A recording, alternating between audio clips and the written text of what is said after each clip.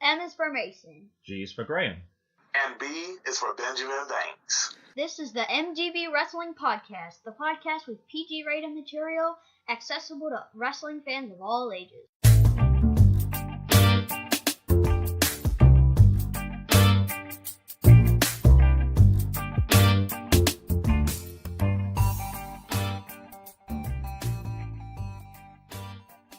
My name is Graham Bagshaw, and my co-host and creator of this podcast is proof that wrestling fans live with their parents.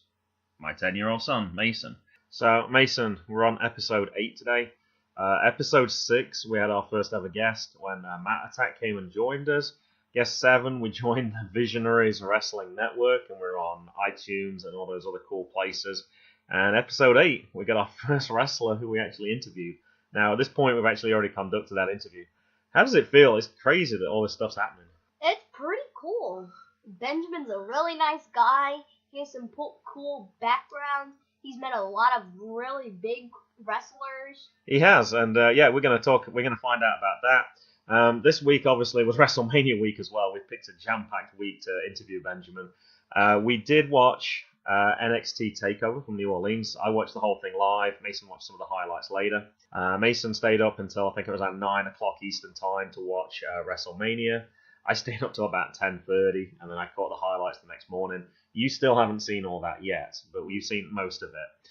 And then on Monday, same sort of deal. You saw the few highlights from Raw. I watched most of it as well. SmackDown, I managed to see, but Mason hasn't. Along with all these interviews, Mason's just started playing baseball this week as well. So it's going to be a slightly different week in terms of what we normally review. We're also not going to do our normal segments on Tweet of the Week and things like that, because we want to make sure we give all ample time to Benjamin Banks, because that was great. We had a great time doing that. Also, don't forget to check out the other podcasts on the Visionaries Wrestling Network. On Monday, you can listen to Ringside Rant with RJ. Tuesday, we've got Cayden Nation now, who we didn't mention, who we've got with Chris Cayden, who's new to the network. And Thursday, of course, the regular for use from the top rope with Chad, Diesel, and JR. Let's take a look at the card. We'll be reviewing WrestleMania weekend, Raw, and SmackDown. We will also be interviewing wrestler Benjamin Banks, who is featured in Nova Pro's Sink or Swim event.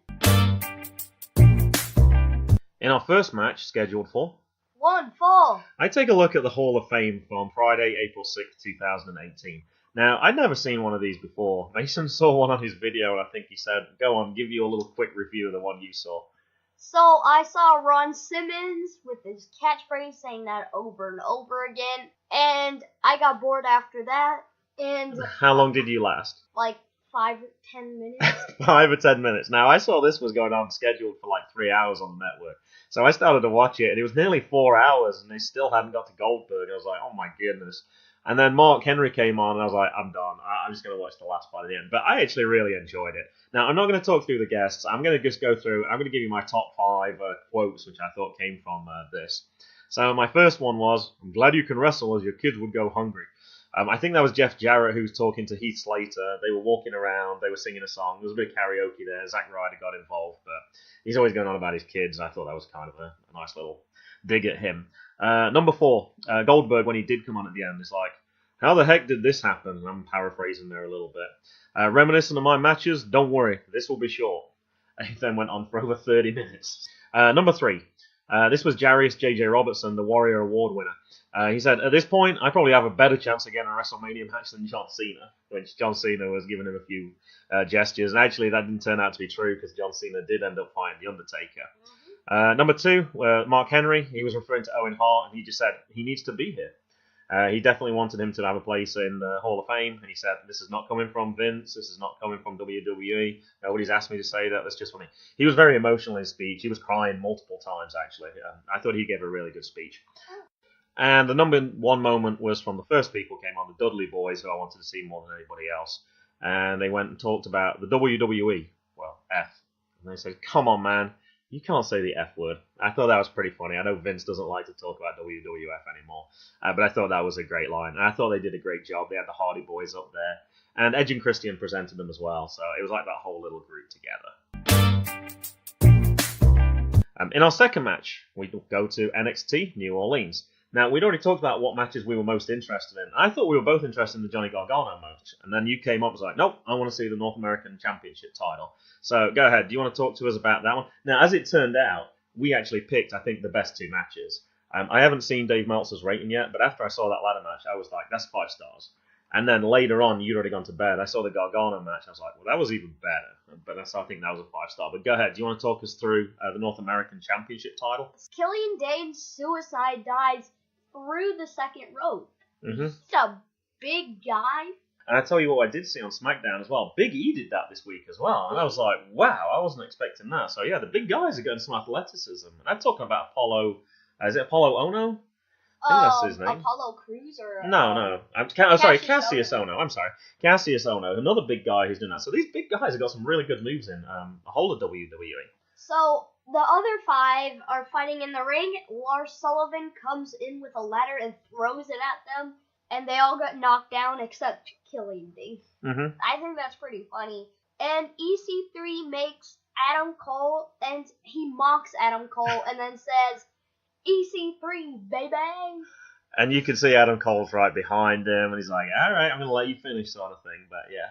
Yeah, Velveteen does a elbow drop from the top of the ladder into Killian. That was crazy. I remember watching that clip, and I was like, what does he do? Why don't you just grab the belt? Or pretty much. There was a lot of those where it's like, why don't you just try and get the belt? But for the fans, it was fantastic. It was really exciting to watch. So Killian, he does a Vader bomb onto EC3 with a ladder, and Killian had Adam on his back. Killian and Lars throw Ricochet across the ring. So later in the match, Lars and Killian Dane have a throw-off with Ricochet, and they're trying to see who can throw Ricochet the farthest across the ring, and that's pretty funny. And Ricochet off the top rope of the ladder into Killian Dane. He's very athletic. And EC3, Adam Cole, Velveteen Dream, suplexes Ricochet from the top rope into Vader, into the ladder on the second rope. Mm-hmm. I think the thing that's noticeable here is every single person who's in this match, you've mentioned, everybody got a good showing in this one. Sometimes you get 1 or 2 people who look really good at this. I thought they all came out of this looking really good. Obviously, I'm going to say the winner, I'm sure most people already know. Everybody came out of this looking really good, I thought. Yeah, and Lars gives EC3 a freakish accident into Velveteen Dream on a ladder, and it snaps it in half. Mm-hmm. Killian has Adam Cole and jumps into Ricochet into a ladder, and the ladder snaps in half. And Ricochet jumps off the top rope into Lars, and the ladder falls, and Adam Cole jumps up and wins. That's a pretty cool ending to the match. Well, yeah, no, it was great, and we knew also that Adam Cole potentially had a match later, and we thought that was going to be near the end, and it actually turned out to be match 3. He didn't have much time to recover first. And this match was pretty long, and Adam Cole went through a lot of damage. They all did. And I think this match went on 40, 45 minutes. It was certainly good. It was entertaining throughout. And yeah, you picked a great match that said you were looking forward to, and I would absolutely agree. Now, the one that I was absolutely looking forward to was Johnny Gargano versus Tommaso Ciampa. And this one was nearly a year ago since he'd been attacked. And so there's obviously a lot of tension here. We've been watching the build-up for the last few weeks. We picked this story just about at the right time. So friends who were together on Team DIY, and then suddenly there's a heel turn, and Tommaso Ciampa was injured, so that delayed all this. But yeah, this was nearly a year ago that this first happened.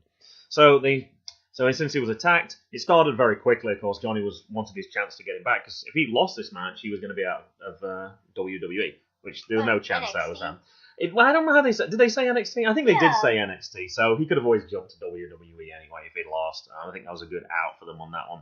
I didn't doubt for 1 second that Gargano was going to win this anyway. But yeah, he started quickly. He sent Ciampa over the barricades. Then Ciampa started to come back. And he was back and forth like that the whole time. They're on the announcers' tables. And then you think Johnny's going to suplex him. And then they keep switching it. Actually, it's Ciampa that suplexes Johnny. He then lifts up the mat, exposing the concrete, and you're like, all right, well, I know what's going to happen here. And they left it for a little bit. He looks under the ring to try and find something, but he can't find anything. And then this one was clearly staged. He grabs 2 crutches from a fan wearing a Johnny Wrestling shirt, and then, of course, quickly escorted away by security. Oh, what a coincidence. He manages to get crutches in a match like this. That was obviously going to happen. There was plenty of swings and misses.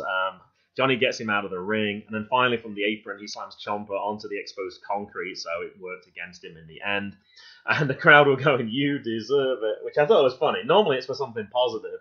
I don't think I've seen that one for something negative getting slammed, so I kind of like that one as well. Finally, he gets to hit Ciampa with a crutch, so there was a little bit of payback there. Ciampa flips Johnny over the top rope. He gets in a headshot with a crutch. I didn't see him get much protection on that one as well. That looked like a clear headshot. There was a DDT and a 2 count. Johnny exposes the turnbuckle, and you think, well, that's going to play into it again in a little bit. Ciampa nearly won on a 2 and a very close to 3 count. Then there's another near 3 count. He took his knee brace off, and I was like, why? Or he adjusted it. I was like, I don't see the point in this. Anyway, there was a submission move on Ciampa in the middle of the ring. It looks like he can't escape. He grabs the ring, or he grabs the ropes, but this has no rules, so it didn't mean anything. So he kicked him back into the middle of the ring, carried on that maneuver, and then Ciampa, of course, cheated, poked him in the eye to break the hold. Then Ciampa starts unrolling his wrist, the tape from his wrist, and he starts to choke Johnny with it. Now, I actually thought at this point, because he wrapped it around him, it looked like one of those Indian strap matches. Yeah. Now, I've not seen one of those for a while, but that's sort of what they did. They were trading hits because they were right next to each other. Yeah, I've seen one against CM Punk and Umaga, and is it the one that they have to smack the turnbuckles? I don't know. I think it's just they're just tied together. No, that's a Samoan strap match. Yeah, I think that's slightly different. But yeah, basically, so you can't escape from your opponent. So it reminded me of that, which I haven't seen one of those. I wonder when the last one was. That might be the last one that you just mentioned there. After a kick, he grabs the crutch and it's straight into Johnny's back. There's double knees, or kicks out, great kick out from that. And then there's thrown into the exposed turnbuckle, kick, another brutal kick to the chin, 2 count. It's like, wow, this whole stuff is just crazy. You can tell the crowd's really pumped for this. A lot of high-risk maneuver stuff from the top rope. But this also hurts Ciampa's knee. And Johnny manages to kick out, and Ciampa's holding his knee, and he's got his knee all exposed. He attempts running at him with his knee, but Johnny gets hold of the brace and hits him with that instead. Johnny gets a crutch, and he swings. But then he kind of fakes, like AJ did the other week, or like Nakamura did the week before. You think, oh, phenomenal. And then there's that moment in the ring, that emotional bit, like, oh man, we were best friends. I don't think I can do this. Yeah, I could read his lips. He was saying, why? Yeah, and Ciampa's sort of like, he just sort of resigned. He's just sat there in the middle. He's like, I'm defeated. You got me. There's nothing I can do. And then Johnny gets on his knees as well. And then Ciampa tries to hit him with the brace. And then there's a submission move with the brace. And anyway, Johnny's back. But yeah, he went for him one more time, but Johnny was ready for it. And once again, I thought that was a fantastic match. In our third match, WrestleMania. So, Mason, last match you got to see was Ronda Rousey. So you're going to talk about everything about that. My last match was Daniel Bryan. But then afterwards, I woke up early the next morning and I watched the rest of it. So, do you want to talk about your moments from WrestleMania? So, my moments is... So, I called Bayley to win the Women's Battle Royal, right? And I called Sasha. Bayley, she knocked Sasha out of the ring. And I got super excited because I was like, oh, I tied it up now. And you were dancing around, because we had a few predictions going on. You were dancing, celebrating. Yeah, and I thought you'd won. And you thought you'd won. And Naomi, she came in, and she tipped Bayley over the top rope. And it was kind of funny, because what we'd said earlier in the match is, what would be a good tactic is just roll under the lower rope, and then just sit outside, because you're still in. And we'd forgotten about Naomi, because there was quite a few people in there. So, yeah, that was a good moment. And Asuka tapped. Yeah. She lost the streak. Yeah. WWE, what are you thinking? That was like a good streak going on there. Like, you could have kept that streak and you could have made Ronda Rousey a streak into next WrestleMania, and it could be the first ever main event women's triple threat match: Charlotte, Asuka, and Ronda. You still can do that. I would say they've been building Charlotte up as well. Charlotte, I don't think is a bad loss. Like, if you think of who the top people, Ronda's obviously still very new to this. Who is your top person? It's probably Charlotte if it's not Asuka. She's been around longer. So if you're going to lose to Charlotte, it's not bad. And anyway, as it turned out later, Charlotte lost the next day anyway. Because we did wonder whether Carmella was going to cash in her money. And she did. So actually, I'm okay with this in the end. I wasn't happy with it on the day, but then the following 2 days later, I was okay with that in the end. So Ronda has her debut. Yep. She comes in later in the match. She picks up Triple H. You're a woman, right? And you pick up a man and just that you don't see that much. She's like, who's got to weigh at least 100 pounds more. Yeah. Than what she does easily. she's like China, though. They're both really strong. Oh, they are, yeah. The other thing that I was mad about was Finn Balor didn't come out as a demon. Yeah, I was too. Yeah, I was really surprised by that. It seemed like he's only come out once, I can remember, since we've been watching it. On WWE, I know on NXT he did. And yeah, it sounded like the perfect opportunity for him to do that. And yeah, he didn't. So yeah, I didn't get that either. I really liked his shirt, by the way. Yeah. I thought that was really cool. The inclusive and all that stuff, I thought that was really good. I really liked that shirt. So for my moments, and so I'm talking about moments after you. I wasn't going to tread on any of yours. I certainly thought the Daniel Bryan yes chance when he came back, that was really cool. Yeah. I actually heard one person propose to his fiance in the crowd as Daniel Bryan was walking down. And of course, she said yes as well, because it was the yes chance. I'm sure she was going to say yes anyway, but I thought that was kind of a cool thing. Definitely the Undertaker's music playing. Yes. They did the swerve there, like, is it going to be Elias? And then it wasn't, and then the lights went out again. But as soon as you heard that bong, it was like, oh my goodness, it's Undertaker again. And I mentioned that as a highlight because the match was a low light to me. I did not like the match at all. It was too short. To beat John Cena in such a short period of time, it didn't give me anything at all. The Nakamura turn, the heel turn, we both called this. We talked about this. We said that there was those signs there. And I didn't really hear anyone else talking about this. On all the podcasts we listened to, it didn't look like it was going to happen. He lost the match fair and square. He hands him the belt, and they're sort of like getting huggy and all that sort of stuff. And then he gives him a low blow.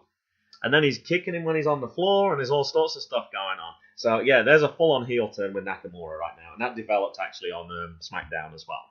And my last moment was Braun's tag team partner, Nicholas. So he's like, I don't have a partner. Who's going to come and join me from the crowd? Of course, everyone puts their hands up. And he looks around and he picks a 10-year-old kid. So somebody like your age, he's like, you. And he walked out. We later found out it was Nicholas, and it's actually one of the WWE refs' sons. So he came out, and of course he just stood on the outside. He didn't need to do anything because Braun didn't need anybody. He wanted to do it on himself. Nicholas did actually ask to be tagged in at one point. And he sort of went a few steps in, then he was like, no, just turned around and went back out again. And Braun Strowman won. I thought it was a really cool match. I was like, for young fans like you, that's sort of things like you would dream about. Hey, can you imagine if I'm in WrestleMania? And it was like really cool. I had no problems with it. I don't care if it makes the bar look bad. Some people were like, well, it makes the bar look really stupid. I'm like, I don't care. They've won so many matches on when they haven't deserved to win them. I don't care how bad they look right now. And I think they're going to SmackDown anyway. I would even be, like, honored to just be on Raw or SmackDown. Yeah. Oh, he's going to remember that for the rest of his life. Like, that's huge. That was huge. And you'll notice that I didn't mention anything about the main event at all, because we're only talking about highlights. The fact that the crowd are chanting, this is awful, and things worse than that, and they're throwing beach balls around. I didn't see anything I didn't want to see Lesnar win. I'm shocked that Lesnar won.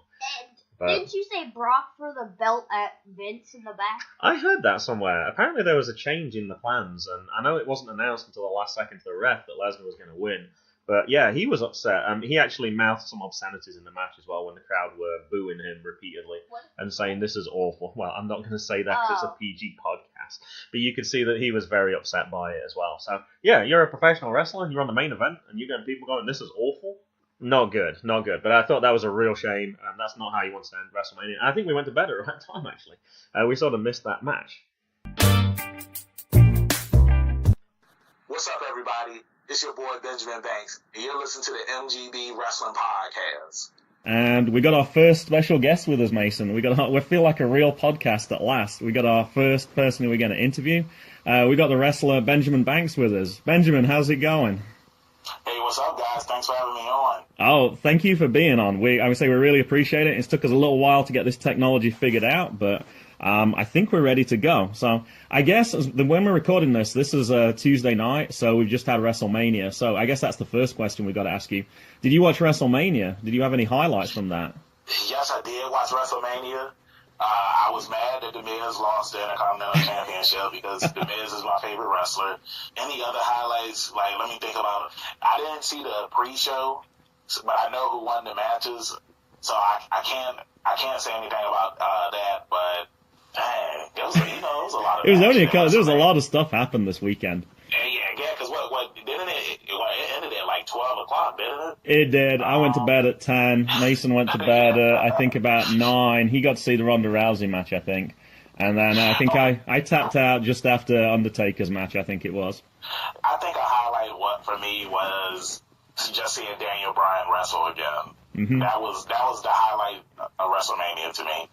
Now, I know I'm giving you a chance to speak at all yet, Mason, so I know we're going to talk about it a little bit in the podcast. What was your favorite moment then? Do you have one so far? My favorite moment? I have a definite least favorite moment, which was Asuka losing her streak. What? Facepalm. I really liked Ronda actually wrestling a match.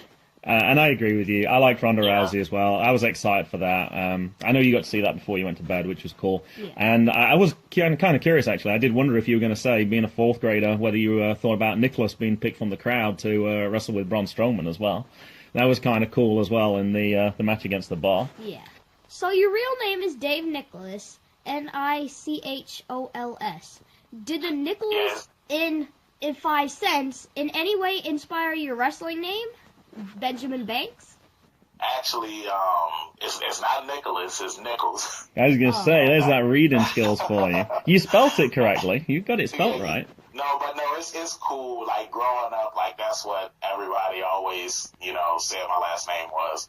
But, actually, when I first started wrestling, I wrestled using my real name. I was David D. Money Nichols. And Nichols, you're right, like, it made me think of money, 5 cents, and D money, so, I put 2 and 2 together.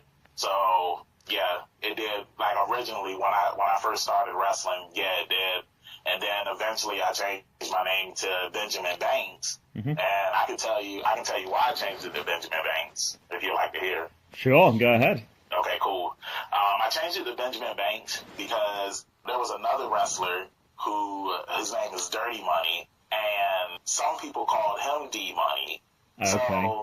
So like a guy, Jack Howler, who was mentoring me, he told me, he was just like, hey, it would be wise for you to change your name because you don't want to be that guy who shows up somewhere and a promoter brings you in and they're like, yeah, we're bringing in D Money, and then I show up and then it's the wrong D Money. Sure. So he told me that, to change my name. So the Benjamin part of my name, hold on. First, let me go back before Benjamin Banks. After the first name I changed, the first name I had after David D. Money Nichols was Andre Jackson. Pretty much with that, I just combined 2 of my favorite things, music and movies. And Andre comes from Andre 3000, who was in Outkast. And then Jackson came from Samuel L. Jackson because he's one of my favorite actors. So it was Andre Jackson. Then it became Benjamin Banks. And Benjamin came from the $100 bill, Benjamin Franklin. Sure. And then Banks came from the Fresh Prince of Bel-Air, if y'all remember that show. Yep. Yeah, I remember that. Yep. Yeah, so that's how I came up with Benjamin Banks. Now, I misheard you to begin with. I thought you said Andrew Jackson, because I was going to say, oh, that's the $20 bill, and then you were like, oh, that's not enough. I'm going to round it up. We're going to go to a $100 bill. So I totally missed that part of it. Okay. All right. Now, we know you grew up watching wrestling, and you like legends such as Hulk Hogan, Andre the Giant, Randy Macho Man Savage. Now, I was going to ask you, are these your favorite wrestlers, and what particular did you like about them? I know you said Miz is like a current wrestler. What about when you were growing up?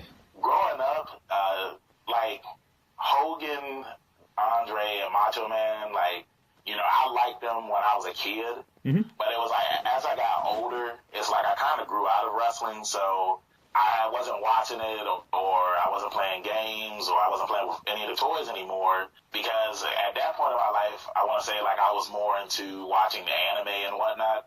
So as I got older, I was over at my cousin's house one night and he was watching Monday Night Raw, and then there was this guy up there saying, if you smell what The Rock is cooking, I'm going to kick your Rudy Poo, you jabroni. And I was just like, who is this guy?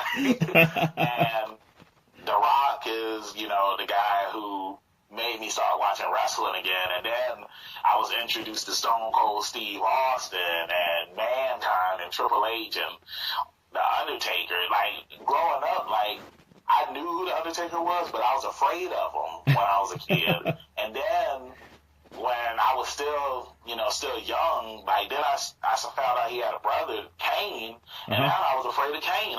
It's like I wasn't afraid of Undertaker anymore, but now I was afraid of Cayden because Cayden had creepy music, and he had the fire, and he had Paul Bearer with him, and he was just creating the mask, And then he had that little voice where like sock, and he had that. So. All right, Mason. I know that you got some impressions as well. Do you want to give us? Benjamin's already given his Rock impression. Do you want to go ahead and give your Rock impression? He sniffs the air and then he says, "Do you smell what the Rock is cooking?" Now, I actually messed up because I probably should have asked you, Mason, what do you think is Rock's best impression? And then as soon as you started speaking, go, "It doesn't matter what you think." I should have gone with that one. That was one of my favorite Rock ones when he used to interrupt people. But anyway, all right.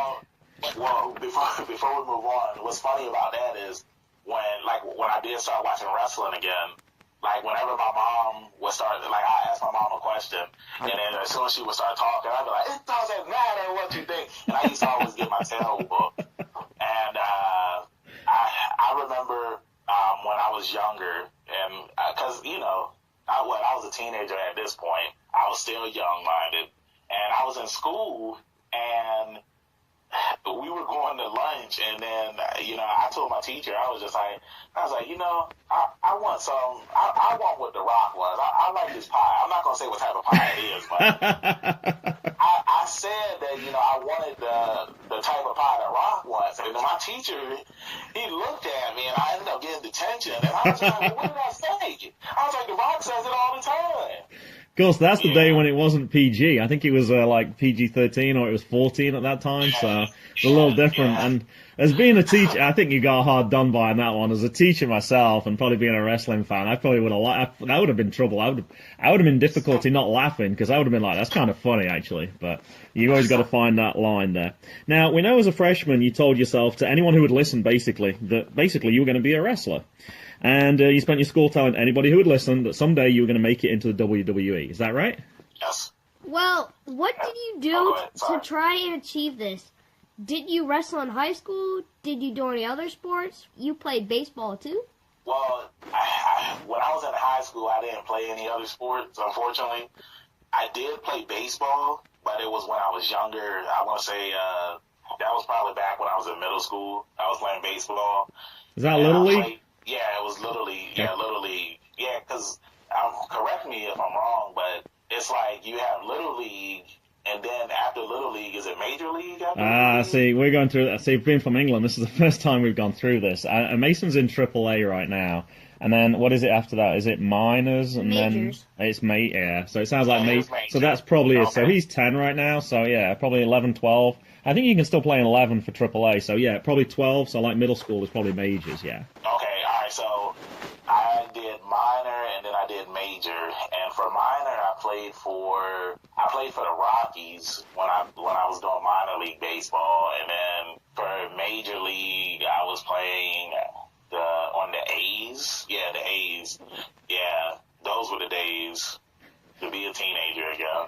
Oh, absolutely. Well, he had his first game yesterday, and what was the final score? Do you remember? 21-7. 21-7. So he got home a little early. They had to invoke is it mercy rule? Is that what they call it? Yeah. Yeah. So that was a good start to the season. Unfortunately, you didn't get a hit, but they weren't really throwing you anything. 0 for 0 with 3 walks, I think, right? Yes. He did steal home, though, when the pitcher wasn't looking. The pitcher turned his back as he was walking back to the mound, and he just went vroom and scored a run that way. So that was kind of cool. So, once you start your career, after getting a car, I heard you had inspiration from a fellow wrestler, Brandon Scott. Now, we saw Brandon Scott on Mason's 10th birthday. We went up to MCW Wrestling up in Maryland for the first time, and he was actually fighting in the MCW heavyweight title #1 contenders match. So what we want to know is, what did he say to you that gave you motivation? What did he say to you that made you want to become a wrestler? And why was the car so important in this story? Well, at the time, I had a car, but it wasn't the most reliable one. And there was a wrestling school here in Virginia Beach, Virginia. And I just knew that the car that I had, I wouldn't be able to make it out there. And, once I had finally got me a better job, I was able to get me a new car, and, becoming a wrestler, like, it was always on my mind, but it was like, I just needed the right motivation finally started doing it. So I went to my first indie wrestling show, which was SPW Uprising 2. And after the show, I saw Brandon wrestle that night. He wrestled Shorty Smalls. Mm-hmm. And after the show, he was just chilling around, and I had went up to him and I had told him that I really enjoyed his match and everything, and I told him that, I always dreamt of becoming a professional wrestler, but it's like, I wasn't really, it's like I wanted to go on my own time, I didn't have the motivation, and he told me, he was just like, he started when he was young, yeah, and I think me and him, we're around the same age, I believe, but he told me he started when he was young, I want to say while he was in high school, I think. Oh, wow. And, yeah, and he told me that, if this is something that you really want, then you need to do it, and you don't want to keep on putting it off, and you don't want to keep procrastinating.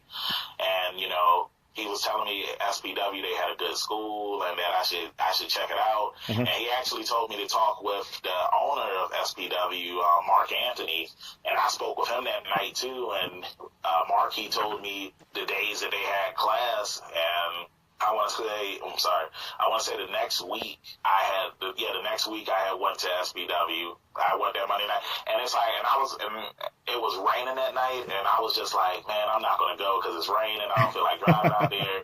And it's like my coworker at the job I was working at the time, he told me, he was just like, man, he's like, do you really want this or not? Like, how many times are you going to keep on putting it off? And I was just like, you know what? I'm going to go. And I went, and then the rest is history.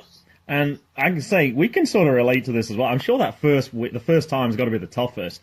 We've only been doing this podcast for 7 weeks. This is going to be our 8th episode. And that first week, it was like, oh my gosh, we were so nervous. We had no idea. And then we just did it. And then after that, it was sort of fine. Just that first step, it's so difficult. Now, I actually looked at Brandon Scott's Twitter account because I wanted to find out a little bit more about him.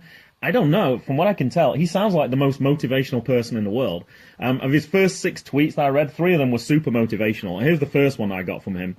You don't have to see the whole path ahead of you to walk it. You don't have to rush the journey or take big steps. Baby steps are better than no steps. Baby steps will even take you up Mount Everest if you just keep taking them. And I read that first one, I was like, man, I'm inspired on this. I was like, why am I sitting on my couch? I need to go do something. He carried on, think of all the possibilities that exist out there. Think of all the experiences waiting to be had. Your potential is limitless. Tap into that and start living your life to the fullest. So I think anybody who's looking for inspiration for anything, go check out Brandon Scott's Twitter feed, and I think that's going to get you highly motivated. Now, I don't know about this one. I actually found out one other very interesting thing I thought about Brandon Scott. According to Cage Match website, his trainer is John Rambo. Now, I know that's not good. Mason's pulling a face now because he's got no idea who that is. Benjamin, I know you're younger than me, but you know who John Rambo is, right? John Rambo? That name sounds familiar. Oh, I guess I'm showing my age then. That's the Sylvester Stallone character. He had 3 different films. He was like the toughest guy in the world. I was like, man, is that really Rambo? He fought out in Afghanistan. I know who that Rambo is. It's like when you said that, I'm like, it's only one Rambo that I know. And if he trained with Rambo, then he's gonna be good. Because Rambo, he survived 3 times. And he survived, yeah.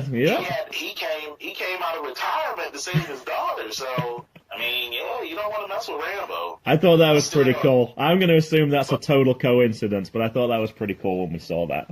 So your first match was over 5 years ago in October 2012. Can you tell us what you remember about that match? Yes, I was very nervous. I was shy. I was just hoping that I didn't go out there and mess up. Sure. If you see, I know you guys saw me at Nova wrestle as a face, but the majority of my career I've wrestled as a heel, and my first match I was a heel, and it's just fun to go back and look at that match and then look at how I am now, because I'm way better than what I was in my first match. But yeah. I remember people were they were calling me Mark Henry, Viscera. Viscera, and they called me Mabel, and I'm like, that's the same guy, like, and and I was just like, man, like, I just hope I don't go up here and mess up, and luckily everything was fine. Okay. Luckily I didn't mess anything up. Now, we know now that you wrestle with VCW, the Vanguard Championship Wrestling, which is based in Norfolk, which I believe is pretty close to where you live. Yes. Blake Chadwick, who's done commentary for VCW, said, you kind of make a comparison like a Dusty Rhodes. Now, we know you just said Mark Henry a second ago. Perhaps for our younger listeners, and perhaps for Mason a little bit as well, can you explain that comparison and perhaps give us perhaps a more modern-day equivalent? Well, I believe the reason why he said that is because of my personality. Like, I'm a very outgoing person, and I'm a very charismatic person too. Right now, I mean, like, I'm a little hyped right now, but I just got done working out too, so it's like I'm a little tired. But man, like, majority of the time, like, I'm just hyped. I'm not saying, oh, cool daddy and all that stuff like Dusty was saying, but it's like I'm a big jokester. Sure. I'm always trolling people, and I'm always making people laugh. I'm always making people feel good about themselves. Especially being a face now at VCW. It's like the stuff that I do in the ring. It's like, and the kids that always rally behind me and stuff. And I guess because my signature dance move, the money shuffle that I do. I'm guessing that he compared that to Dusty as well, because Dusty had all the dance moves and everything. So I think that's what he meant by the comparison of it. Okay. Can you tell us about some of the famous wrestlers you have met or worked with? Okay, let's see. The first year that I started wrestling, I met MVP. I met Tommy Dreamer. I met the Hurricane. Yep. I met what's his name? Hurricane Shane Douglas. D'Lo Brown. Yeah. I met Carlito. Yep. MVP was somebody who I really wanted to meet when I first started in the business, and I thought it was cool that I got to meet him because he was pretty much like my favorite wrestler after The Rock left. So it was cool that I got to meet him and talk with him. I met Ron Simmons, Farouk. I've met Billy Gunn.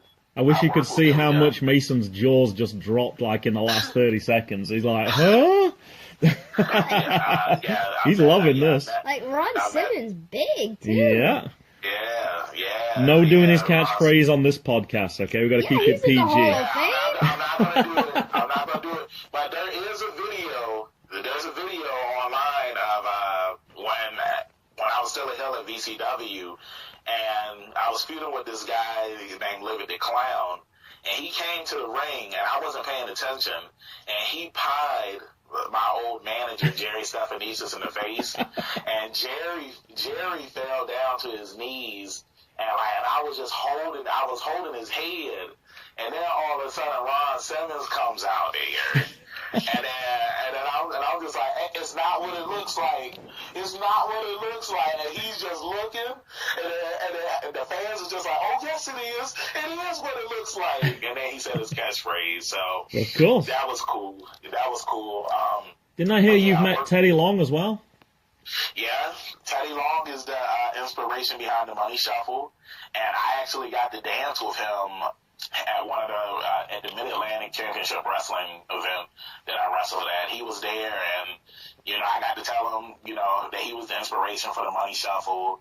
And there's actually a video of me and him, of me doing the Money Shuffle and him doing his dance. And he told me the inspiration behind his dance. So that was cool. I'm trying to think. I met Mark Henry. Yeah, a lot of fans like to say that he's my father. But she's not. Who else have I met? I've met Ricky Morton. Hey. I've read. Dang man, I'm so mad that his partner Robert Gibson. There we go. I met the Rock and Roll Express. Mm-hmm. I worked with Mordecai. Yep.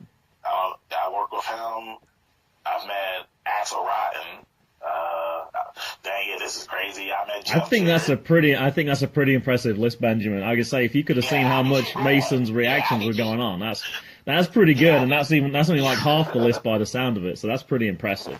Now we talked about Brandon Scott earlier. I saw recently he actually fought with Billy Gunn for the VCW heavyweight title. Now, connecting those two things together, this is our little segue, Mason, here. This is the pro term for this one.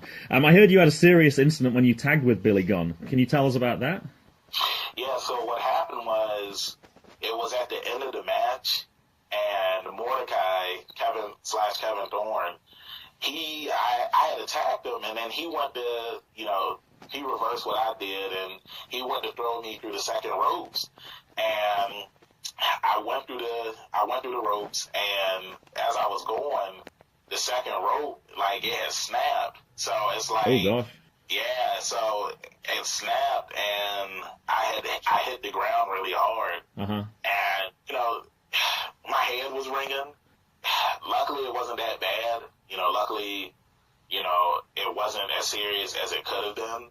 But it was pretty dangerous, and I was pretty much knocked out. Wow. From the time, and so I didn't even I didn't know that we won the match until Billy Gunn came and he was holding me, and I thought it was my dad holding me, and I looked and I saw it was Billy Gunn, and I was just like, oh, and I was like, what happened?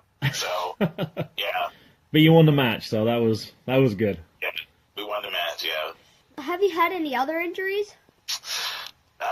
Yes, I have two.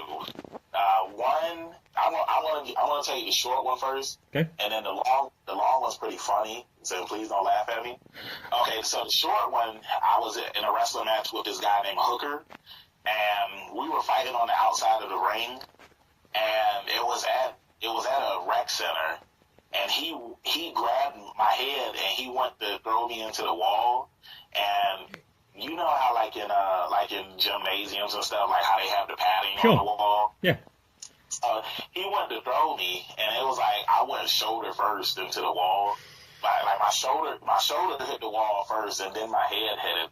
Yeah. And it was like my shoulder was done. Like I couldn't feel anything. Oh gosh. But I continued the match. Like I still picked him up and threw him around and everything. But when I got to the back, like I couldn't move my arm, and like it was so hard for me to get up out of bed. Like the girl that I was dating at the time, she had to help me with everything. So that's short. Yeah, but the embarrassing one happened when I first started wrestling. I was at wrestling. I was at school, and we were learning how to do schoolboys.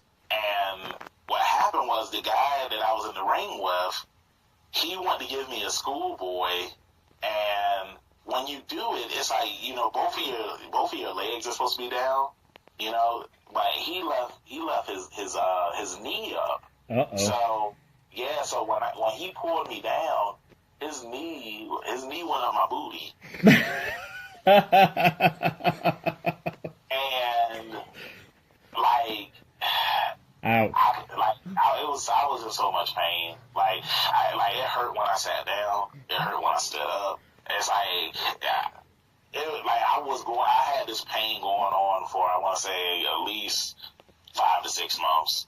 And then I was finally fine again. I didn't go to the doctors or anything like that, because I don't believe in, getting checked on. Even when I had the injury with my arm, all I did was, say, I'm just gonna walk through it, and I'm just gonna take Advil and drink lots of orange juice. So that's what I do. What has been the highlight of your career so far? I'd say the highlight of my career will probably be winning the Liberty Lottery. That would probably have to be one of the biggest moments in my career so far.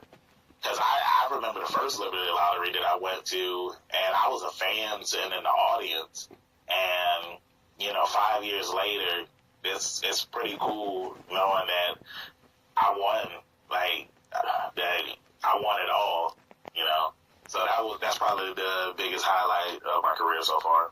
Can you tell us what that was? Yeah, what is the Liberty Lottery? Oh, the Liberty Lottery Lottery is pretty much similar to the Royal Rumble. Oh, okay. But the difference between the Liberty Lottery and the Royal Rumble is they have somebody walk around the ring, and the fans actually pull the names out of like the hat. Oh, cool. Excuse me. And what's crazy about this Liberty Lottery is that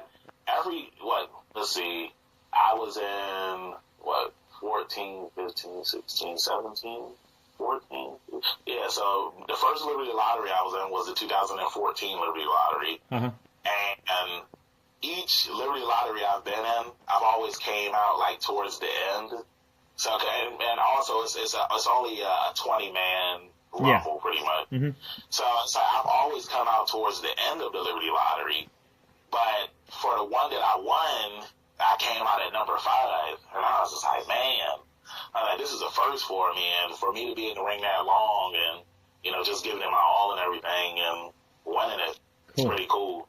Now, this is where I got to give a shout out to another podcast. I listened to the Gimmick Table, where you did an interview on there. We got a lot of information from that, and I think the one I listened to was about a year ago. So this has been a cliffhanger since we've been setting this up for the last few weeks.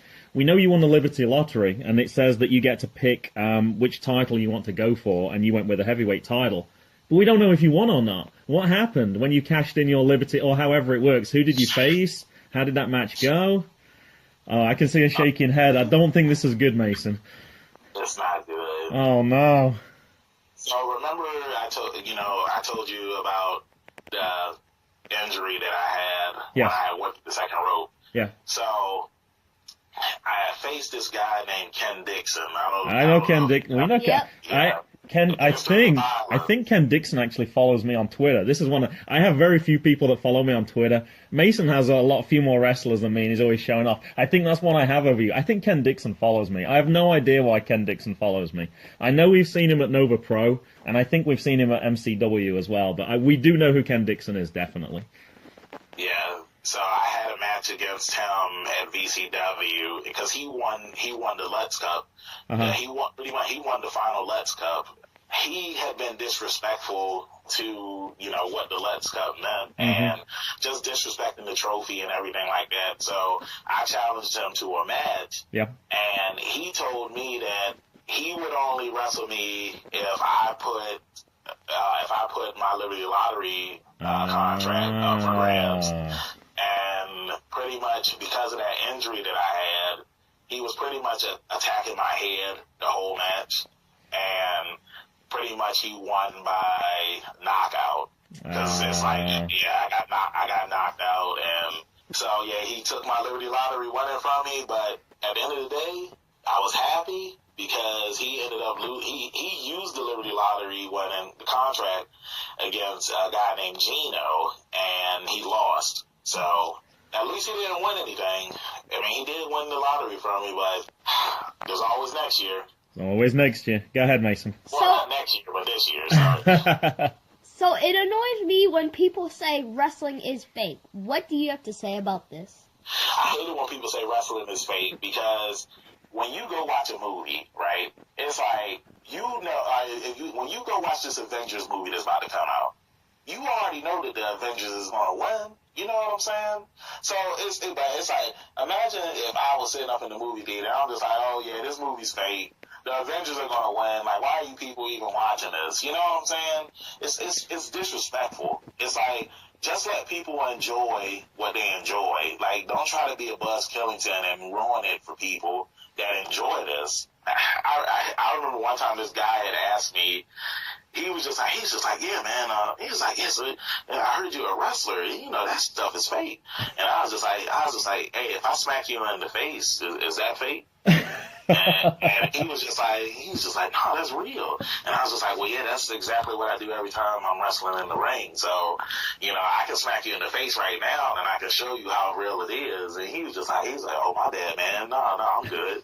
So it's like that's the easiest way to shut people up that are being ignorant about, wrestling or anything in general. It's like don't steal the joy from others if this is something that they enjoy and that's something that they love. Oh, absolutely. You just reminded me actually about that, and I'm going to have to find this clip for you later. I know when I was growing up in England, we're talking the mid-'80s right now, there was a local news reporter who went to the wrestler and asked him basically that question, isn't this just all fake? And he obviously took great offense to it, put him in a headlock, starts to choke the guy out, and he took it very seriously. And you can see the guy's like, no, okay, I get it, it's real, it's real. It's really funny, though. So we saw you, Benjamin, in March at the Sink or Swim for the Nova Pro Wrestling. Now, I looked on the VCW roster to see who they were. I saw Bobby Shields, Ken Dixon, who you talked about, Innocent Isaiah, who's currently injured right now, but we've seen him at Nova Pro as well. All who have wrestled in Nova Pro. Did you talk to those guys at all about Nova Pro? Did they have anything to say to you about that? No, actually, I didn't talk with any of those guys about Nova Pro, to be honest with you. How did you find out about Nova Pro? I found out because Mike, he had made a post on Twitter. I mean, not a post, but he tweeted about the Sink or Swim event coming up, and I saw it, and I jumped on it. Sure. I jumped on it. Yeah, I saw that, and I had told him about me and my tag partner, Diamond Victor Griff, and after that, you know, he told us we were on board. Well, you were in the second match of Sink or Swim. Who are you tagging with, and did you know your partner or opponent at all? So we know that you know your partner then, because you just said who that was. That was Diamond Victor Griff. Diamond Victor Griff. Yes. What about your opponents? Did you know them at all? I knew who Jason Raditz was, but I didn't know who his partner was. I actually met Jason not a while ago. I'd probably say it was about like a couple of weeks ago. I had actually met him, but yeah, I knew who he was. Now, your match was kind of earlier. Your match 2, I think there was 17 matches at the tryouts, or 18. There was kind of a lot. So yeah, I think it was 18. Yeah, people. I think we missed one in the middle. We tapped out a little bit in the middle because we knew we were going to the evening session as well, so we probably missed one there. People were still arriving.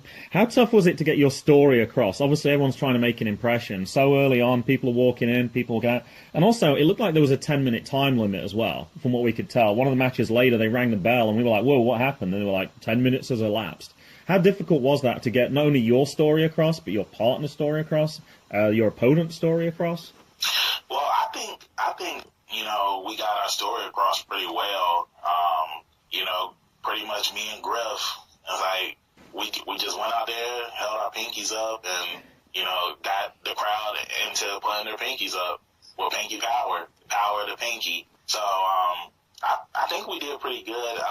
You know, it was kind of weird, you know, seeing people coming in as the match was going on, you know, seeing the later matches that were going on and seeing, you know, how there was more people for those matches. I don't really think that it affect our match. I just want to say that I think that by having more people there for the later matches, I want to say that those matches had probably more of a bigger impression because there was more people there compared to when we were out there.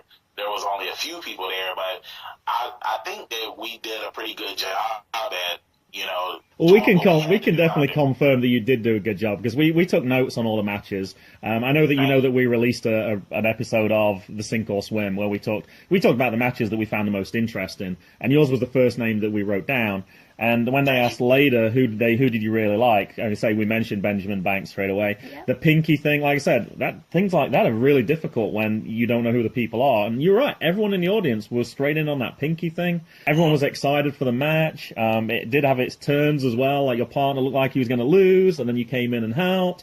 And one of my favorite pictures that I saw on the Twitter afterwards was you doing a double clothesline. You got both arms extended out, and the other team. Yeah, I like that picture too. Oh, that's the timing on that picture is fantastic. So no, you definitely did, and that's really why we're talking tonight as well. But no, we just want to know your side of that story as well.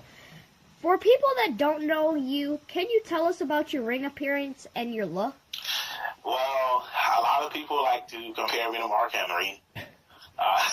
What kind of outfits do you wear? What's sort of your visual look? In terms of size of the wrestler, how would you describe your attire? And I honestly can't remember because I'm terrible with little facts like that. Okay, I wear wrestling singlets, and Okay. pretty on the back of my singlet, I have a money bag that says, well, it doesn't say anything in it, I'm sorry. Yeah, I have a money bag on the back of my singlet, and then on the sides of my singlet, I have money going down it, like MONEY. Uh-huh. And I will say, like, I have some bright colored outfits that, you know, that make me stand out. Because of my size, and this is when I'm the bad guy, a lot of people call me Kool-Aid because I have a red singlet. Uh-huh. So they really call me Kool-Aid when I'm wearing that one. And then I have a purple singlet, and when I wear that one, people call me Barney. And, yeah. You know who Barney is, right, Mason? Oh, really? You must have forgot. You used to watch Barney the dinosaur when you were young. Yeah, he's forgot it. He drove his mom crazy with that. I didn't used to watch it because I couldn't stand it. Oh, I remember. Your mom hated it, but Yeah, I remember it. You remember it now. I'm glad you forgot about it. Yeah, Jackson not allowed to watch that. Yeah, it wasn't a good one. Now, we know that you said you did watch some matches. Were there any other wrestlers at the tryouts who you actually knew, or were there any other matches that you watched for that particular reason, perhaps? Yeah, some of the wrestlers that I did know that were there, Tremor, and he won his match too. And Tremor, he's actually the guy who I faced in my first wrestling match. Oh, okay. Wow. Yeah, I know, right? Crazy. And, Small world. And another crazy thing is we're in a stable together called Mayhem Inc. It's me, Tremor, Diamond Victor Griff, and Mad Max Morrison. And we all do the pinky thing. I got pictures of us all doing the pinkies together and stuff like that. So yeah, Tremor. There was another guy there, Billy Dixon. I know him. And Joe King and Irvin Legend. Are those the only people that are there? Yeah. Those were the only people in Sink or Swim that I did know. Now, we thought about this because we said we took a little break in between because we went to get some autographs, Mason. So, can you remember who we actually saw? So, we saw Alley Cat. Uh-huh. We saw Logan. Mm-hmm. Logan Easton Rowe, the 1%. He has a different finger. You go with the pinky. He goes with the index finger for the 1%. The Chicanos, Lost Chicanos. We saw one of the tag teams earlier as well. Yeah, we got a picture with them. Now, I saw something just after I'd talked to you, and I thought this was kind of important. We're kind of polite. We always go up and say, please, do you mind if we take a picture? I saw an article by Lance Storm from about 15 years ago about etiquette, and I thought that's probably something, and if we have a PG audience, we might have some younger listeners. Could you give some perhaps hints or tips for people who want to talk to you at a wrestling match, perhaps want a picture or perhaps want an autograph? Some do's or don'ts, perhaps? I mean, pretty much just walking up and just asking, hey, is it cool if I take a pic, or do you mind signing this for me? Uh-huh. Like, it's, pretty much just being a decent person is pretty much all you need to do. Okay, so hashtag Ripper to Shreds was the evening event after Sink or Swim, and we actually managed both of those. I think we had like 8 hours of wrestling that day. It was kind of a lot, which actually featured a whole card of women's matches. Now, this made us think about your namesake, Sasha Banks. And she has, of course, the Banks statement as her signature move. So, obviously going to be a money theme here, I'm sure. What signature moves do you have, Benjamin? Before I tell you the signature moves, something that's crazy about Sasha Banks. When she first came out in WWE and whatnot, I had looked her up and I was just like, oh wow, me and Sasha Banks we were born on the same day. Oh wow! What? Oh, yeah, I was like, well, yeah, what coincidence? That's crazy. People say she's my cousin and everything. And I'm just like, yeah, that's my cousin. But so I have pretty much like I do this dance called the Money Shuffle. Yep. And I do it before I do this big splash that I do when my opponent is laying on the ground. So I do the Money Shuffle, then the big splash. Uh-huh. I do the Vader Bomb, and I do the World's Strongest Slam. Uh-huh. So I'll probably say that those are my signature moves. Isn't that Mark Henry's too? The World's Strongest Slam? Yeah, my father.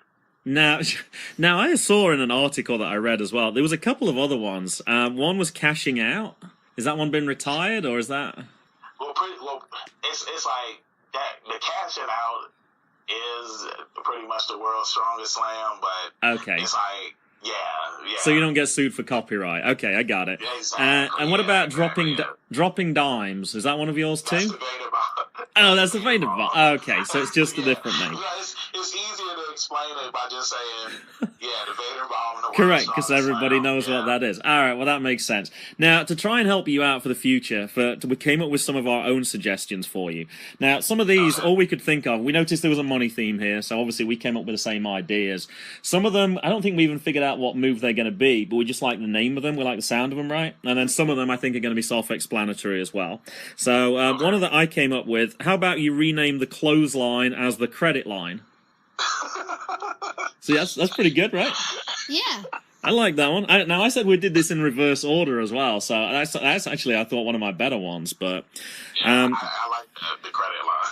Yeah, now I had one, the credit limit. I got no idea what that is, but like the limit's like the maximum or something. I thought that would be kind of a good idea. No idea what that's going to be. You got one that you like to name for as well, right? I got payday. I don't really know what that is, but...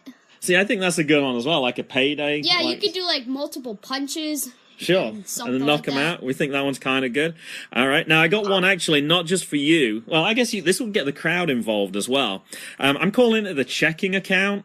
So you're going to do like a body check, and you shout out, 1. You do another body check. 2. Do another body check. 3.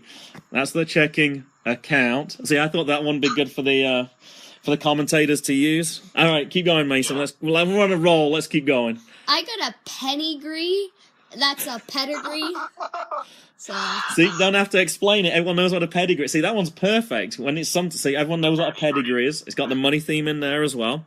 Another one I got from for the commentators to use is after you do a great body check, they should call it an outstanding check. Okay, I thought that would be a good one for them to use as well. All right, okay, that one didn't work as well. All right, Mason. And then I have 5 nickel shuffle. The 5 nickel shuffle, like John Cena. See, that's kind of good as well. Like a nickel's 5 cents and it's 5 as well. See, it's got all those 5s in there. And then the last one that I got is from a famous film. How about the fistful of dollars? That would be the perfect one for like a knockout punch, right? Yeah, like a knockout punch. There you go. All right, well, any of those you feel free, any of those you like, Benjamin, you're certainly free to use. We're going to put our heads together. If we come up with any more, we'll certainly share with you on Twitter. All right, cool. Yeah, those are some pretty good names for moves, and the credit line. Oh, that was mine. That one's mine, Mason. I got that one in. See, that's a good one. He might use the 5 nickel shuffle. We're going to be paying attention. We're going to be checking commentary to see if we get... nickel shuffle. Yeah, I like that one, too, because I'm thinking about it. I knew it was the 5 knuckle shuffle, but I was thinking about the money shuffle. So, yeah, I like that one, too. So, quote, power comes in need, not desire, is your pinned post on Twitter. Is this your quote, and what does it mean? No, it's not my quote. It comes from one of my favorite animes, Dragon Ball Z. And I asked Mason if he knew what that was, and I can't remember what you said. Yeah, I've never watched it, but I know what it is. And I have no idea. As soon as I saw it, and I had to look it up on Twitter. As soon as I saw it was anime, I was like, no. I know he likes things like Pokemon, so that was my first question. I was like, is it like Pokemon? This is Dad's level of understanding right here. And Goku, he says it to his son Gohan, who's trying to become a Super Saiyan, and he's trying, he has a desire to become a Super Saiyan. Mm-hmm. And what Goku is trying to let him know is that, that power will come in a response to a need, and you need to think about everything that you've been through in life and stuff like that in order to obtain that power. And through that, Gohan, he eventually becomes a Super Saiyan because instead of him trying to become a Super Saiyan, he becomes a Super Saiyan because he needs to be stronger to protect his friends and his family. So the reason why that's my pinned tweet on Twitter is because in life, it's everybody wants to do something. Everybody, they have dreams, they have stuff that they want to accomplish. And in order for you to accomplish that stuff, you have to have a need.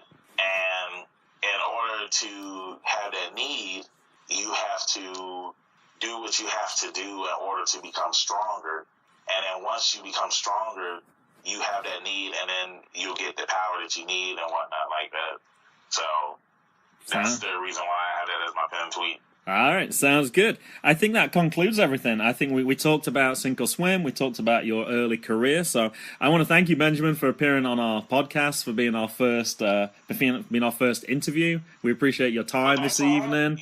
We appreciate all the little technical things, us trying to deal with the sound and everything. We appreciate your patience with all that.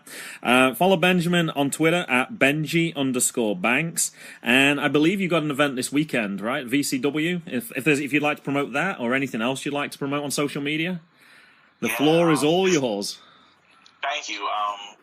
Again, thank you, Graham and Mason, for having me up here. This has been pretty cool. And I'm glad that I'm your first guest, so that's cool too. I'll always be the first one. So you can never take that away from you. Yeah, you can never take that away. I'm always the first. And pretty much, let's see, this Saturday I'll be wrestling at Vanguard Championship Wrestling in Suffolk, Virginia. I'm going to be wrestling Timmy Danger. And that is, what is this Saturday's April 14th. April 14th. Yep. Yes, April 14th at Suffolk, Virginia at the Salvation Army in Suffolk, Virginia. And then in May, the next show that I have coming up will be with Rage Wrestling Warriors. That's on May 5th. I don't know the location of that, but if you follow me on Twitter. Is that Virginia or is that North Carolina? That's North Carolina. Okay. Yeah, that's in North Carolina. Yep. But for anybody listening, if you follow me on Twitter at Benji_Banks, and you can also follow me on Instagram at KingBenji_Banks. And you can look me up on Facebook. Just type in Benjamin Banks, and I'll pop right up. I'll usually have some crazy picture of myself doing something ridiculous. So. All right. Once again, thank you very much for doing that. And I say go check out all those things. All those things are going to be included in the episode notes for this. So if you didn't catch any of those, certainly do that. In our fifth match, this is our Moments from Raw. So, Mason, you didn't get to see this one. The idea originally was I was going to do Raw and you were going to do SmackDown, but we ran out of time. So, my third moment was Jeff Hardy was back. I was really excited by that. But he didn't turn up, team up with Matt Hardy, which surprised me. I thought Brother Nero was coming back. But Matt Hardy tagged up with Bray Wyatt, which I thought was really cool. Bray Wyatt's all nice all of a sudden. Yeah, his sister Abigail sent him to Matt Hardy for him to finish off it for a deletion, and I thought that was really cool. So, I was glad to see that Jeff Hardy was back. Number 2 moment, Nicholas and Braun had to give up their tag team titles. Nicholas has a scheduling conflict. He's still in 4th grade. But I can promise you one thing. As soon as he's done with school, we are coming back for those things. And he hands the belts over to Kurt Angle. And Nicholas says, when he gets on, and someone is going to get these hands. I thought it was really cool. I can't do a good 10-year-old voice, but I thought that was a really cool moment. Yeah. And people did wonder how that was going to end. Can't he just come back for the titles in the summer? He did say that. He posted on Twitter. He's actually on Twitter now because I've started to follow him. Yeah, and he did say I could come back in the summer, possibly. I remember one moment, Ronda again went for Stephanie's arm. She apologized in the ring, and they were all huggy, and then she just took her out, and I thought it was great. Now, here's my prediction from that then. You don't think that they're going to let her continually do all that stuff. Triple H is going to interfere in Ronda's matches. That's my call for that one. Okay, so the actual top 10 was, of course, with this being the match after WrestleMania, you get people who are moving across. So number 10 was No Way Jose joined Raw, and he did his little dance in there. Number 9, Sister Abigail into the Twist of Fate. Number 8, Braun and Nicholas giving up their tag team titles. That's only number 8, are you kidding me? Number 7, Authors of Pain dominating there when on their debut, but they pushed their manager away at the end of the match. Ellering. He used to, I saw him in my book, and he used to manage, I forgot their name, Victor and Connor, wasn't it? Gosh. No idea. Now, you said Ellering. I am wondering, there's a female wrestler called Rachel Ellering, I believe. I'm wondering if that's her dad possibly as well. That could be a connection to that. All right, number 6, Ember Moon tags with Nia Jax against Mickey and Alexa, and she does her signature move, the Eclipse, to Alexa. So already got 3 NXT stars coming in really hot to begin with. Number 5, Jeff Hardy returns to help Seth and Finn against The Miz. 4, Bobby Lashley comes out to face Elias, and oh my goodness, he held up Elias in the air for what seemed like a minute. He was there for ages. And he was doing it with one hand. And with one hand, too. We've seen him in Impact, so I think he's okay. Number 3, Samoa Joe promo with Roman Reigns. Oh my goodness, Roman Reigns looked low, and I thought Samoa Joe gave a great promo as well. Yeah. He said he's ready to take him. Number 2, Paige's retirement. And we talked about this before, because you wonder, like, is she officially retired? I'm like, no one's saying anything. So finally she retired, and the whole crowd were going, "Thank you, Paige," and you could see she was emotional, and "This is your house." And then she left her t-shirt in the ring, kind of reminiscent with what Undertaker did. And then number 1, Ronda hugs Stephanie and then goes to work on her arm again. So I picked the number 1 moment, but I think it was kind of an obvious number 1 moment as well. In our 6th match, moments from SmackDown. Big E dives through the middle rope to take out an Uso. 9, Naomi beats Natalya. 8, Uso's number 1 contender. Now, this one I don't understand. They lost, and they were already title holders, so don't they automatically get a rematch anyway?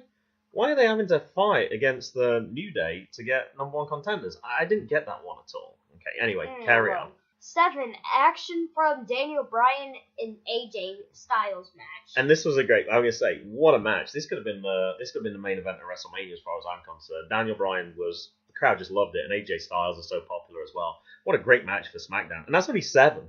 Number 6 is Randy will face Jinder at Backlash after an RKO on Bobby. Mm-hmm. Number 5, Iconics debut on Raw when Charlotte is cutting promo. Now, I forgot to mention on that same thing, Randy Orton was the current champion. He just lost, so he automatically gets a rematch. Why did he have to have another fight to try and get that back? Yeah, I didn't get that. The Iconics are a couple of people from NXT. One of them, I think, is Peyton. Is it Peyton Royce? I can't remember the other person's name. Number 4, Paige is the new general manager. And that's, of course, why they announced her retirement that day, because then the following day she could come back as the new manager, and then suddenly it all made sense why they'd waited so long, because they couldn't have done it earlier, because Daniel Bryan was still general manager, so I think that all made sense there. And Charlotte taken out by Iconics. By the Iconics, correct. So 2-on-1, not surprisingly, the champion got a kick-in, and she got to that point where, and well, we'll find out when we get to number 1 moment, but number 2... Number 2 is Nakamura interferes in Bryan and AJ. AJ's match, correct. So that was one of the things on that one. So we had a really good match there, and that's probably why this was listed as number 7 before. Nakamura came in, interfered. There's another low blow on AJ, and he's like, man, why can't you leave that match alone? Because he's a heel. Why would he care about that? And he's gone full-blown heel now. And somebody tried to interview him as well during SmackDown, which was really cool. It was like, why did you turn on AJ and all that lot? And he gave a few answers. And then when they asked him a really deep question, he go, I no speak English. And then he just walked out, which is kind of a cool way of getting around that. And number 1? Carmella cashes in. She did, and she got really high. She was like, stop the match! And it was a lot, because it looked like it was going to take too long and everything. She did one kick, which was very weak. It was a glancing blow. It did look very good. But she got the pin in 1, 2, 3. So that's why I'm okay, actually, with Asuka losing now. Obviously, the plan was let Carmella win at some point. I would rather that happen than Asuka win the streak and then lose the streak to the cash back. So I'm okay with that one as well. So that's just about it for this week. Once again, don't forget to check out the other podcasts on the Visionaries Wrestlers Network. Monday, Ringside Rant with RJ. Tuesday, Cayden Nation with Chris Cayden. And Thursday, View from the Top Rope with Chad, Diesel, and JR. And once again, I'd like to thank our guest Benjamin Banks for giving us his time and patience for our first interview today. We're on Twitter at MGB Wrestling Pod. You can follow me on Twitter at Mr. Bagshaw. Please try and subscribe, give us a 5-star rating, and review us on iTunes at the Visionaries Wrestling Network. Mention us by name, the MGB Wrestling Podcast, and give mention to Mason as well too. All these things help us get recognised even more, so please take a couple of minutes to do this if you haven't already done so. It's goodbye from me. And it's goodbye from him. Goodbye. Goodbye.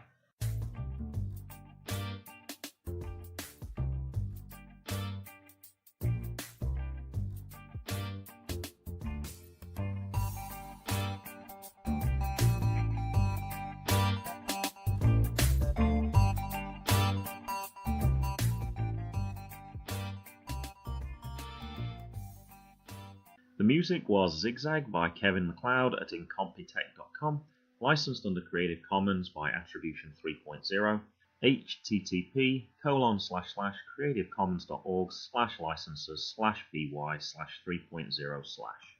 M is for Mason. G is for Graham. And B is for Benjamin Banks. This is the MGB Wrestling Podcast, the podcast with PG-rated material accessible to wrestling fans of all ages.